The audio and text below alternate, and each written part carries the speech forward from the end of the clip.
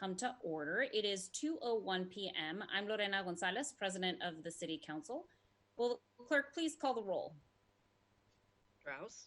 Present. Herbold. Here. Juarez. Here. Lewis. Present. Morales. Here. Mosqueda. Present. Peterson. Here. Sawant. Here. Council President Gonzalez. Here. 9 present. Thank you, Madam Clerk. Presentations, I'm not aware of any presentations. So we'll move to approval of the minutes. The minutes of the City Council meeting of June 29th, 2020 have been reviewed. If there is no objection, the minutes will be signed. Hearing no objection, the minutes are being signed. I'd ask that the clerk please affix my signature to the minutes. Moving on to adoption of the referral calendar. If there is no objection, the proposed introduction and referral calendar will be adopted. Hearing no objection, the introduction and referral calendar is adopted. If there's no objection, the agenda will be adopted. Hearing no objection, the agenda is adopted. Okay, we will move on now to public comment. At this time, we will open the remote public comment period for items on the City Council agenda, introduction and referral calendar, and the Council's 2020 work program. There is a separate public hearing on Council Bill 119814, which is the 2019 Annual Action Plan Amendment, which will begin shortly after this general public comment period. I ask that everyone continue to be patient with us as we operate this remote public comment system in real time and navigate through its usage and improvement. We are continuously looking for ways to fine-tune the ability for members of the general public to provide us with public comment remotely, and we are always looking to add new features that allow for additional means of public participation in our remote council meetings.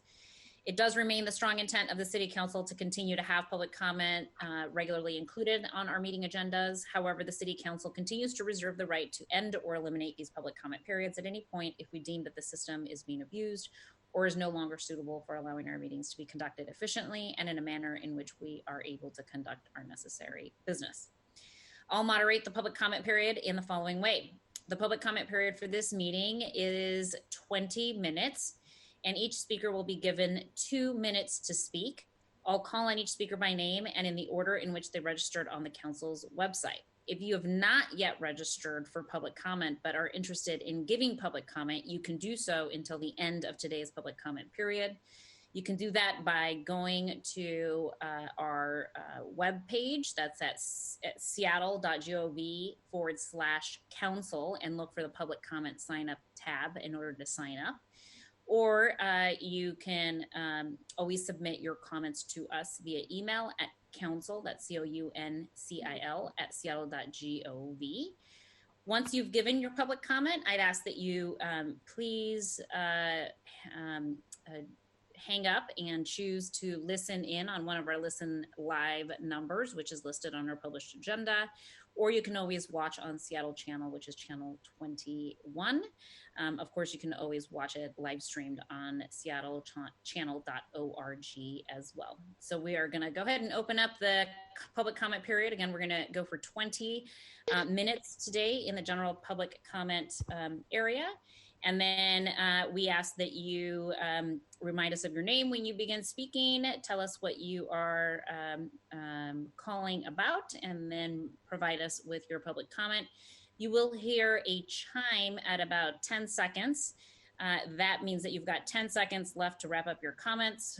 If you do not finish wrapping up your comments within the allotted time of 2 minutes, your microphone will be automatically muted. For those of you who've called in today to give us public comment, you will hear a prompt that it says you have been unmuted. That's your cue to go ahead and start providing us with your public comment. So let's go ahead and get started. We will take public comment until about 2:30 p.m. Our first speaker today is Sujatha Romney, followed by Josh Castle. Sujatha. Hi, can you hear me? We can. Hi, good afternoon. My name is Sujata. I'm calling today with regard to Governor Inslee's statewide mandate to wear masks in public. The order has been in effect since Friday. However, majority of people on the streets of Seattle and its suburbs do not wear masks. The Mayo Clinic and the CDC have both written about the role of masks in slowing down the spread of the virus.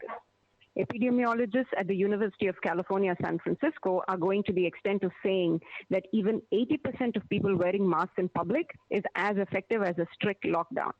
I urge the City Council to work proactively in helping the public adopt this and ensure that this becomes a habit, including actions like setting up kiosks at popular places, outside grocery stores, etc., and handing out free masks to people who aren't wearing one.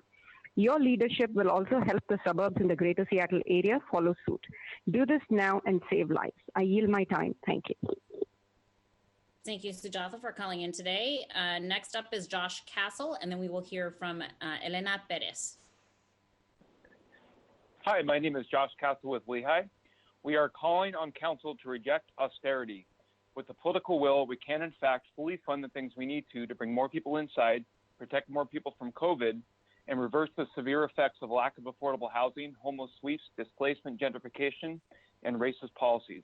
How do we do this? By supporting the progressive taxation bills, using the most sweeping package possible to tax Amazon and big business, support the call by African American faith leaders in the letter you received to fund 1,000 new affordable homes for residents displaced due to gentrification, demilitarize SPD and reduce their budget, reallocating $200 million by investing in Black and Brown communities, and housing, services, education, and employment programs. Using Federal CARES Act and the Commerce Shelter Grant, fund 20 new tiny house villages to get as many as 2,000 people inside, including 10 villages in this year's supplemental budget and 10 in the 2021-2022 budget. We urge you to also add $156,000 to the budget to provide more food for villages for the 200 residents in 4 villages that currently don't have this funded. Thank you. Thank you, Josh, for calling in. Next up is Elena, followed by Amanda Allen. Good afternoon, council members. I'm Elena Perez with Puget Sound Sage. In response to this morning's session, Councilmember Juarez, we absolutely can and should tax our way out of a $300 million budget shortfall that disproportionately harms Black, Brown, and Indigenous people and low-wage workers by taxing multi-million-dollar corporations. We urge council members to pass Jumpstart this week with increased revenues and permanent funding for essential services, Green New Deal priorities, and 10% dedicated to the Equitable Development Initiative. Councilmember Peterson, any amendment taking this to a public vote should include a report detailing who will end up filling the budget shortfall if billionaire corporations do not, along with a racial impact analysis. Voters deserve to know which low-wage workers, small businesses, and homeowners will bear that burden. Thank you. Thank you, Elena, for calling in today. Next up is Amanda Allen, followed by Teresa Homan. Hi, thank you, council members. This is Amanda Allen. I'm a resident of Ballard, and I wanted to show my support or express my support for the defund SPD by 50% call that's been made. I understand and have seen through data in my work of the exclusionary housing policy that our city has had a history in. I've also seen the impacts of racist policing, bias policing. All of these things have led to disparities in the overall success and well-being, health of our BIPOC communities.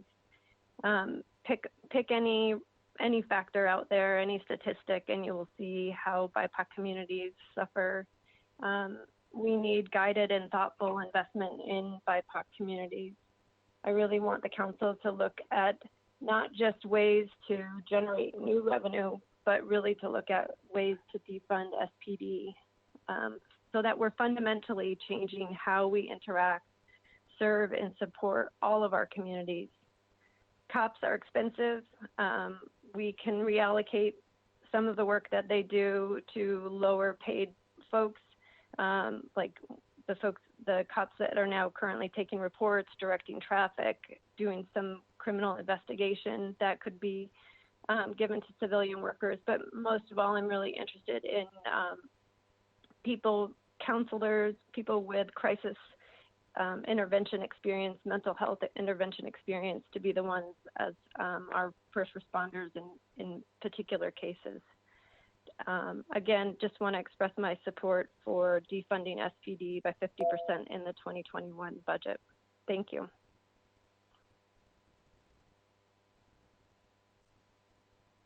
Thank you for calling in this afternoon. Really appreciate it. Next up is Teresa Homan, followed by Andrew Constantino. Hi, my name is Teresa Homan, and I am with the Low Income Housing Institute. I thank you for your support and ask that you add 20 new tiny house villages so that we can shelter another 1,500 to 2,000 homeless people and help them find housing. We ask that 10 villages come from this year's supplemental budget and 10 from the city's 2021-2022 budget, funded through the Federal CARES Act funding and the State Department of Commerce shelter grant. As you know, tiny house villages are an immediate response to homelessness, and we can build them quickly and relatively inexpensively. We also ask that you support the call by the African American faith leaders to fund 1,000 new affordable homes for residents displaced due to gentrification in the Central District. And finally, we ask that you defund the police department by $2 million and fund food for the villages that don't have enough. Thank you.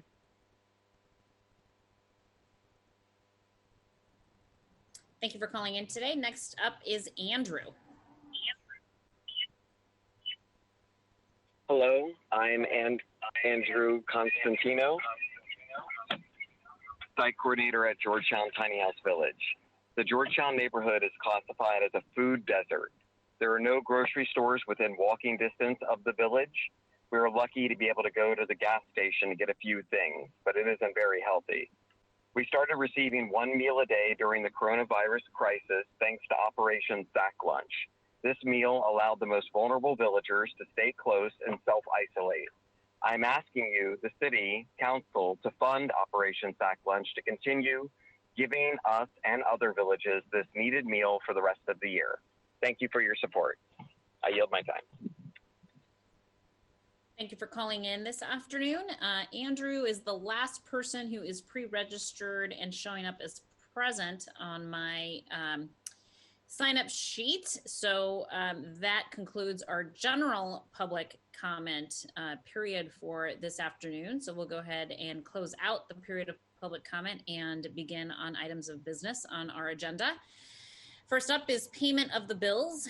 Will the clerk please read the title into the record? Council Bill 119813, appropriating money to pay filing claims for the week of June 15th, 2020 through June 19th, 2020, and ordering the payment thereof. Thank you, Madam Clerk. I will move to pass Council Bill 119813. Is there a second? Second. It's been moved and seconded that the bill pass. Are there any comments?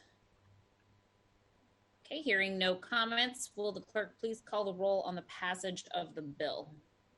Rouse, Aye. Herbold, Aye. Juarez,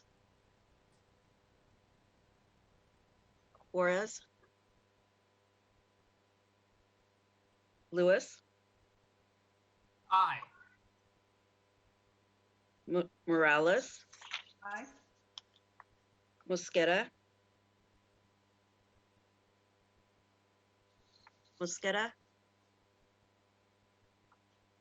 Peterson, Aye. Sawant, Aye. Council President Gonzalez, Linda, can you please call Councilmember Mosqueda and Councilmember Juarez one more time? sure. Councilmember Juarez, Aye. Councilmember Mosqueda, Council President Gonzalez. Aye. 8 in favor, none opposed. Thank you. The bill passes and the chair will sign it. Will the clerk please affix my signature to the legislation? Committee reports. Committee reports will not be presented today. We don't have any legislation on today's agenda from committees. We do have a public hearing and a resolution. We will go ahead and now shift into our public hearing, which is the first agenda item on today's items of business. I would ask that the clerk please read the short title of item 1 into the record. Agenda Item 1, Council Bill 119814, relating to funding for housing and community development programs, adopting a substantial amendment to the City of Seattle 2019 Annual Action Plan Amendment to the 2018 through 2022 Consolidated Plan for Housing and Community Development, and authorizing its submission to the United States Department of Housing and Urban Development. Thank you so much, Madam Clerk. Before I open up the public hearing on this item, I'm going to turn it over to Councilmember Mosqueda, who is the sponsor of the bill, to provide us with some introductory remarks. Councilmember Mosqueda, the floor. Thank you, Madam President. Thank you, Council colleagues. As we made the public aware of this morning, today is an opportunity for us to have a public hearing on item number 1, Council Bill 119814. As you heard the clerk describe the title, this legislation adopts amendments to the city's 2019 Annual Action Plan to detail how the city will spend approximately $8.9 million of federal funds allocated to the city through the Housing and Urban Development Department for COVID response. This includes community development block grant funds, emergency solutions grant dollars, and housing opportunities for person with AIDS grant, or the HOPWA fund. These funds were appropriated by the Council through Ordinance 126074 and Ordinance 126084, passed in May. Funds have been allocated to the Human Services Department, Office of Housing, and Office of Economic Development to prevent, prepare, and respond to coronavirus. These funds will support emergency rental assistance, grant payments to small businesses, and meal programs for people experiencing homelessness. And in order to enter into the grant agreement with the Federal Housing and Urban Development Department and receive the funds of the city, jurisdictions have been directed to amend the most current annual action plans to reflect these appropriations. You will note that we approved the 2020 Annual Action Plan in May. However, since the grant agreement for the 2020 action plans have not yet been executed by HUD, the 2019 Annual Action Plan is still our current plan. Therefore, we must amend that plan to receive these housing and urban development COVID emergency funds. The legislation is considered part of the budget rebalancing package. However, it is scheduled for a vote on Monday, July 6th, because adoption of the amended AAP, or Annual Action Plan, is required before these funds can be distributed. Thus, this afternoon's public hearing on the amendments to the 2019 Annual Action Plan. Thank you, Council President. Thank you, Councilmember Mosqueda, for that introduction. We're going to go ahead and move into the public hearing at this point. As presiding officer, I'm now opening the public hearing on Council Bill 119814 relating to the 2019 Annual Action Plan Amendment. The online registration to sign up to speak at this hearing opened at 12 p.m. noon today, and I will call on speakers in the order of pre-registration. The online registration will remain open until the conclusion of this public hearing. The rules applied to the public comment period also apply to this public hearing. Each speaker will be provided 2 minutes to speak and a 10-second warning to wrap up their comments.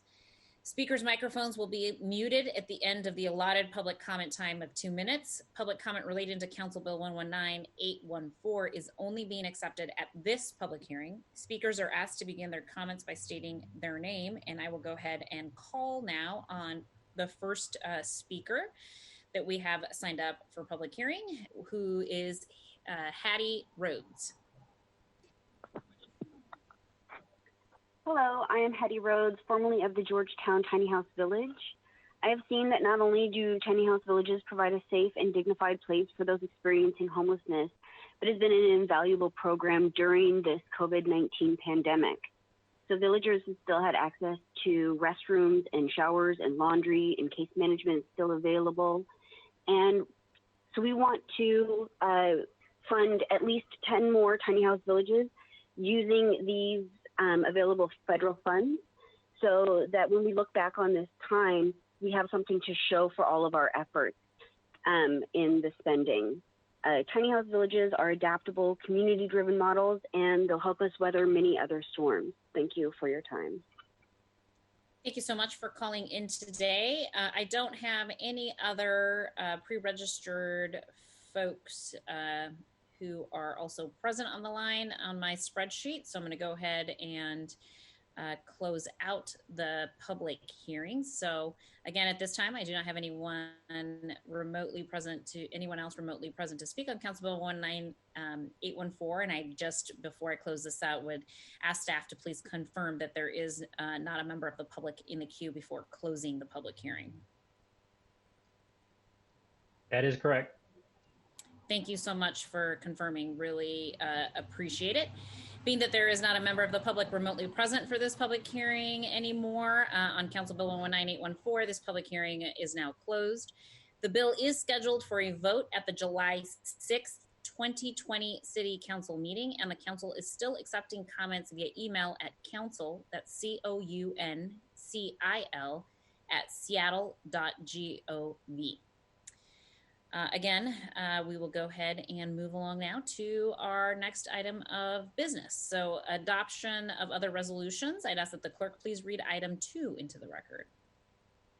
Agenda item 2, resolution 31949, in support of fair, direct, and federal emergency support to reopen and rebuild local American economies, and stating that a fully funded Seattle is essential to economic recovery. Thank you, Madam Clerk. I will move to adopt resolution 31949. Is there a second? Second. It has been moved and seconded to adopt resolution 31949. Councilmember Herbold, you are the sponsor of this resolution, so I will recognize you in order for you to address this item. Thank you, Madam President, and thank you as well to Councilmember Mosqueda for sharing my report on this cities are essential resolution at the council briefings meeting this morning in my absence. This resolution calls on the federal government to recognize the central role that cities are playing right now on the front lines of the coronavirus public health emergency and to provide direct, flexible financial assistance to cities.